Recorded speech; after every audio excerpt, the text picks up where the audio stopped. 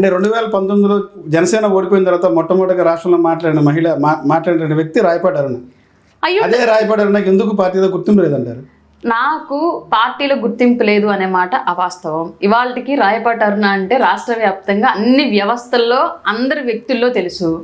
పైగా ఇవాళకి నేను గతంలో ఆపోజిట్ పార్టీగా ఉన్నప్పుడు ఏం చేశాను, ఏ మీడియా వ్యవస్థల ద్వారా అయితే మాట్లాడాను, ఏ సోషల్ మీడియా ద్వారా అయితే విమర్శించాను, ఏ బహిరంగ సభల ద్వారా అయితే ప్రజల్ని మోటివేట్ చేశాను, ఇవాళకి అవి యథావిధిగా కొనసాగిస్తూనే ఉన్నాను. కానీ కొంచెం అగ్రెసివ్నెస్ నేనే తగ్గించా. కారణం ఏంటి అంటే గతంలో ఉన్నటువంటి ప్రభుత్వాన్ని అప్పుడు అధికారంలో ఉంది కాబట్టి ప్రజల్ని మొబిలైజ్ చేయడానికి, ప్రభుత్వాన్ని వార్న్ చేయడానికి ఆ స్థాయిలో అగ్రెసివ్నెస్ అవసరం అప్పుడు చేశాను.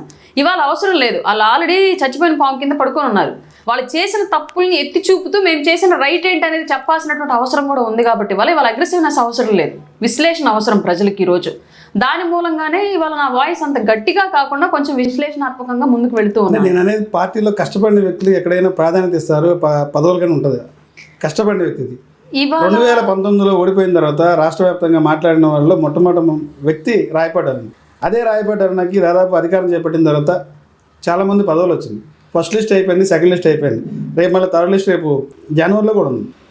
మీరు చెప్పినట్లుగా పదవులు ఇవ్వడమే కనుక ప్రయారిటీ ఇవ్వడం అనుకుంటే మాత్రం అది ఖచ్చితంగా అపోహగానే నేను భావించుకుంటాను. పార్టీలో నాకు ఉన్నటువంటి గౌరవ మర్యాదలు ఎక్కడా తగ్గలేదు. కొంత ప్రచారం కూడా ఉంది, రాయపాటి అరుణ పక్కన పెట్టారు, పార్టీ పక్కన పెట్టింది. ఏమీ ఉండదు. నన్ను పక్కన పెట్టడానికి అసలు పార్టీలో ఎవరు కూడా ఆ సాహసం చేయలేరు. అది చేస్తే కళ్యాణ్ గారే చేయాలి. కళ్యాణ్ గారు నాకు ఎంత గౌరవం ఇస్తారో అందరికీ తెలుసు ఇవాళకి కూడా. కాబట్టి అట్లాంటివి ఏమీ కూడా మా పార్టీలో ఏం జరగలేదు. ఫస్ట్ది ఇంకా 2 లిస్టులు ఉన్నాయి. వస్తుందో రాదు నాకు కూడా తెలీదు. వచ్చినా ఇంకొక బాధ్యత నన్ను అప్పచెప్పారు కూటమి తరపున అని చెప్పేసి అనుకుంటాను. రాకపోయినా పార్టీ పరంగా నేను చేయాల్సింది ఇంకా ఏదో ఉంది, దాన్ని ఇంకా గొప్పగా చేయాలని చెప్పేసి ముందుకెళ్తాను తప్ప పదవులేవో నా పనితీరుని కట్టడ చేస్తాయి, పదవులేవో నా పనితీరుని ముందుకు తీసుకెళ్తాయని నమ్మేటువంటి వ్యక్తిని అయితే నేను కాదు.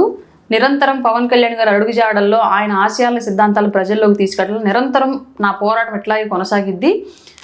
ఇక పదవుల విషయానికి వస్తే కుల సమీకరణాలు, సీనియరు జూనియరు, పార్టీలో వచ్చేటువంటి 3 పార్టీల పొత్తులో ఉన్నటువంటి పర్సెంటేజ్, ఇలా ఎన్నో కారణాలు ఉన్నాయి కాబట్టి వాటిల్లో మేబీ నాకు ఈ టైం వరకు రాకపోవడానికి ఆ కారణాల దృష్ట్యా ఏమైనా లేట్ జరిగి ఉండొచ్చు.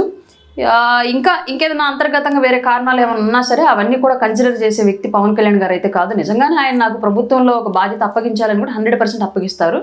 లేదు నా సేవలు పార్టీ కోసం కొనసాగించాలి అనుకుంటే 100% నాకు ఇచ్చే ప్రయారిటీ ఇస్తూనే ఇలాగే కొనసాగిస్తారు. ఇది నేనైతే కన్సిడర్ చేసుకోవట్లేదు. అసలు పదవులు అనేవి నా పనితీరుని ఏ విధంగా కూడా ప్రభావితం చేయలేవు. అంటే పార్టీ అధికారం చేపట్టిన తర్వాత, అధికారంకి వచ్చిన తర్వాత కళ్యాణ్ గారు మీతో మాట్లాడారు, పార్టీకి ఎంతో కష్టపడారు, పార్టీ అధికారులు కృషి చేశారు, మీడియా పరంగా కానీ పార్టీ పరంగా కానీ ఎలక్షన్ పోల్ మేనేజ్మెంట్లో కానీ. అధికారంలోకి వచ్చిన తర్వాత పవన్ కళ్యాణ్ గారు ఎంత బిజీగా ఉన్నారో అందరూ చూస్తూనే ఉన్నారు. పర్టికులర్గా నేను ఇప్పుడేమి ఎలివేషన్ కూడా ఇవ్వాల్సిన అవసరం లేదు. నిరంతరం ఆయన చేస్తున్నటువంటి కృషి, పోరాటం, శ్రమ కనిపిస్తూనే ఉంది ప్రతి ఒక్కరికి. ఎలక్షన్ అయిపోయిన తర్వాత కళ్యాణ్ గారిని 2 సార్లు కలిశాను. ఒకటి ఆయన ప్రమాణ స్వీకారం రోజు, 2 మా ఒంగోలు నుంచి బాలినేని శ్రీనివాసరెడ్డి జాయినింగ్ రోజు. ఈ 2 సార్లు ఎదురుపడడం, మాట్లాడడం జరిగింది. ఆ టైంలో అప్పుడున్నటువంటి ఆ స్పేస్లో మేము వ్యక్తిగతంగా నా పదవుల గురించో ఇంకొక విషయాల గురించి ఆయన నాతో మాట్లాడేటువంటి అవకాశం రాలేదు. మాట్లాడనంత మాత్రాన ఆయన దృష్టిలో నేను కలిశానండి. 2 సార్లు కలిశాను. ఆఫ్టర్ రిజల్ట్స్ నేను 2 సార్లు కలిశాను కళ్యాణ్ గారిని. నాకు ఇప్పటికి కూడా ఎలాంటి ఇబ్బంది పార్టీ వ్యక్తుల నుంచి కానీ పార్టీ ఆఫీస్ నుంచి కానీ ఏమీ లేదండి. ఏదన్నా ఉన్నా సరే జనరల్గా పోటీ తత్వంలో ఎదురయ్యేటువంటి చిన్న చిన్న అవాంతరాలే తప్ప అంతకుమించి ఏమీ ఉండవు. అంటే మీకు పదవులు రావడానికి ఎవరైనా అడ్డుపడటం ఎలా ఉన్నారు పార్టీలో ఏదన్నా వేరే? లేదండి, అట్లాంటివి ఏమీ నేను ఊహించను. అట్లాంటివి ఏమైనా ఉంటే అని కూడా నేను అనుకోవట్లేదు. జనసేన పార్టీ అయినోళ్ళ కాకుల్లో కానంలో కంచాల్లో పడుతుంది. కారణం ఏంటంటారు? బాలినేని శ్రీనివాస్ కానీ సామ్యాన్ ఉదయభాను కానీ మొన్నటి వరకు 5 ఏళ్ల పాటు పదవి అనుభవించి పార్టీ పోయిన తర్వాత జనసేనకు వచ్చిన తర్వాత వాళ్ళకి అందరం ఇస్తున్నారనేది ఒక ప్రచారం ఉంది జనసేనలో కూడా. సామ్యాన్ ఉదయభాను చూస్తే జిల్లా అధ్యక్ష పదవి ఇచ్చారు, ఉదయభాను గారికి జిల్లా అధ్యక్ష పదవులు ఇచ్చారు. బట్ వాసు గారికి ఇంకా ఏమి బాధ్యతలు అప్పగించలేదు. అంటే కొంత రూమర్ కూడా నడుస్తుంది. వాసు ఎంత అనేది భగవంతుడు తెలియక త్వరలో జయమంగళం రాజీనామా, వైసీపీ నుంచి జయమంగళం రాజీనామా చేశారు కనుక అదే ఎమ్మెల్సీ సీటు బాలినేనికి ఇస్తున్నారు అనేది ఇవ్వాలి అని నేను కూడా కోరుకుంటున్నానండి. ఎమ్మెల్సీయే కాదు, జిల్లా అధ్యక్ష బాధ్యతలు కూడా జనసేన పార్టీ ప్రకాశం జిల్లా అధ్యక్ష బాధ్యతలు కూడా వాసు గారికి ఇస్తే పార్టీ జిల్లాలో ఊపందుకుండిద్ది అని చెప్పేసి నేనైతే ఈగర్గా వెయిట్ చేస్తున్నాను. ఎందుకంటే ఏ పార్టీని నడపాలి అన్నా ఆశయాలు, శ్రమ, కష్టం ఎంత అవసరమో దాంతోపాటు అనుభవం, ఆర్థిక బలం కూడా అంతే అవసరం. బాలినేని శ్రీనివాసరెడ్డి గారి దగ్గర అనుభవము అలాగే ఆర్థిక బలము కూడా ఉంది. దానికి తగ్గట్టుగా పవన్ కళ్యాణ్ గారి ఆశయాలను కూడా ఆయన పుణికిపుచ్చుకున్నారంటే 100% ప్రకాశం జిల్లాలో జనసేన పార్టీ పరుగులు పెట్టిద్ది అభివృద్ధి దిశగానైతే నేను బలంగా నమ్ముతున్నాను. తొందరలో జరగాలని కూడా కోరుకుంటున్నాను డెఫినెట్గా. మరి గత 5 ఏళ్లలో మీ పార్టీ వారి మీద అక్రమ కేసులు బనాయించి ఇబ్బంది పెట్టారని చెప్పి కూడా బాహాటంగా టీడీపీ జనసేన కూడా ఆరోపించింది ఆయన వచ్చే ముందు కూడా. యాక్చువల్గా మర్చిపోతారంటారా? లేదండి, ఇప్పుడు నేను ఒక విషయం చెప్తాను.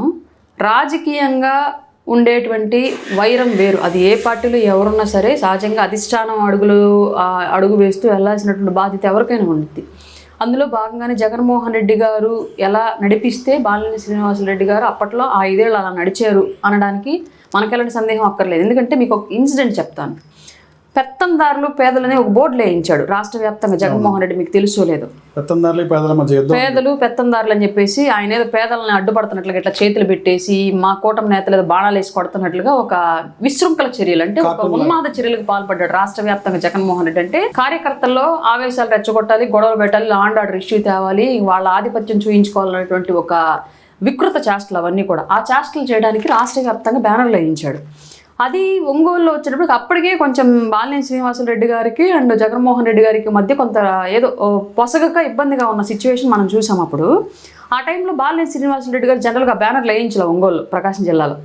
దాన్ని బాలినేని శ్రీనివాసరెడ్డి గారికి వ్యతిరేకంగా ఉన్నటువంటి వైసీపీ వర్గంతో ఆ బ్యానర్లు వేయించాడు జగన్ ఒంగోలు. వేయించినప్పుడు సహజంగా మేము ఆ బ్యానర్లు తీసేయించమని చెప్పి అప్పుడు రాష్ట్ర వ్యాప్తంగా ప్రొటెస్ట్ చేశాం. అందులో భాగంగా ఒంగోలులో కూడా చేశారు. జిల్లా అధ్యక్షులు, ఒంగోలులో ఉన్నటువంటి జనసేన క్యాడరు అందరూ కూడా చేశారు. అప్పుడు చేసినప్పుడు జరిగినటువంటి అన్ని చోట్ల రాష్ట్రంలో కేసులు బనాయిస్తే ఒంగోలు కేసులు పడలే ఎవరి మీద, మీరు గమనించారు లేదు, కాబట్టి ఇప్పుడు నేను వెరిఫై చేసుకోండి. ఒంగోలు కేసులు పడల. స్టేషన్లకు తీసుకెళ్ళినప్పటికీ కూడా ఎఫ్ఐఆర్ నమోదు అవ్వలేదు. చిన్నపాటి ఈవెన్ 151 నోటీస్ ఇవ్వడానికి కూడా పోలీసులు ఎవరు సాహసించాల. కారణం ఏంటి? అప్పటి నుంచి జనసేన మీద ప్రేమ ఉందంటారా? ప్రేమ ఉందా లేదా అన్నది అప్పుడు తర్వాత విషయం కానివ్వండి. తను జగన్మోహన్ రెడ్డి గారు తప్పు చేస్తున్నారు అన్న విషయాన్ని బాలినేని శ్రీనివాసరెడ్డి గారు రియలైజ్ అయ్యారు కాబట్టి ఆ రోజు జనసేన నేతల మీద, టీడీపీ నేతల మీద కానివ్వండి ఆ సిచ్యువేషన్కి సంబంధించి ఎవరు కేసులు పెట్టద్దు అని చెప్పేసి ఆయన పెట్టనివ్వలేదు. ఎవరి మీద కూడా ఆ సంఘటనకు సంబంధించి కేసులు నమోదు అవ్వాల. అంటే దాని అర్థం ఏంటి? అధిష్టానం తప్పు వైపు నడిపించింది వ్యవస్థను మొత్తాన్ని. ఇష్టపడ్డ వాళ్ళు అదే దారిలో నడిచారు, ఇష్టం లేని వాళ్ళు విభేదించి పక్కదారి వెతుక్కున్నారు. అందులో భాగంగానే ఈయన ఎలక్షన్లకు ముందే వస్తారని మేమందరం ఎదురు చూసాం. యాక్చువల్గా వచ్చింటే బాగుండేది ఇంకా, బట్ అనుకోకుండా అది జగన్మోహన్ రెడ్డి గారి యొక్క మాటల్లో ఈయన కూడా పడిపోవడం మూలంగా ఇట్లాంటి ఇబ్బందికరమైన పరిస్థితి ఎదురైంది. ఇంకోటి ఏంటంటే జిల్లా పార్టీలు ఉంటారంటారా బాలినేని నెక్స్ట్ అధికారం మళ్ళీ 2029 ఎన్నికల నాటికి జనసేన కొనసాగుతారంటారా? కూటమి అనేది 2029 కూడా కొనసాగిద్ది. ఫస్ట్ బాలినేని కూటమిలోనే కొనసాగుతాడని 100% దామచర్లు కూడా ఎమ్మెల్యే కూడా వ్యతిరేకిస్తున్నారు. వదిలే పరిస్థితి లేదు, పార్టీ మాన్యత మాత్రాన వదిలే పరిస్థితి లేదని చెప్తారు, బాహాటంగా చెప్తున్నారు. పర్వాలేదు, ఇప్పుడు నేను ఒకటి చెప్తాను సార్. తప్పు ఎవరు చేసినా సరే, ఈవెన్ మా పార్టీ అధ్యక్షుల వారి నిర్ణయాలు ఆశయాలు ఎలా ఉంటాయంటే, మా పార్టీ అధ్యక్షుల వారే తప్పు చేసినా సరే శిక్షించబడాల్సిందే అని బలంగా నమ్మేటువంటి కోరుకునేటువంటి వ్యక్తి పవన్ కళ్యాణ్ గారు. లా అండ్ ఆర్డర్ అనేది అంత స్ట్రిక్ట్గా ఉండాలని కోరుకునే వ్యక్తి పవన్ కళ్యాణ్ గారు.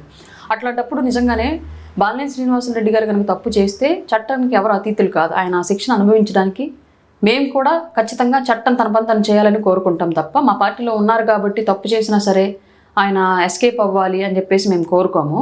నిజంగా అట్లాంటివి ఏమైనా ఉంటే చట్ట ప్రకారం ఎలా అయితే ఆయన మీద యాక్షన్ తీసుకుంటే అలా తీసుకోవడానికి దానికి ఎప్పుడు మేము కూడా సపోర్ట్గానే ఉంటాం.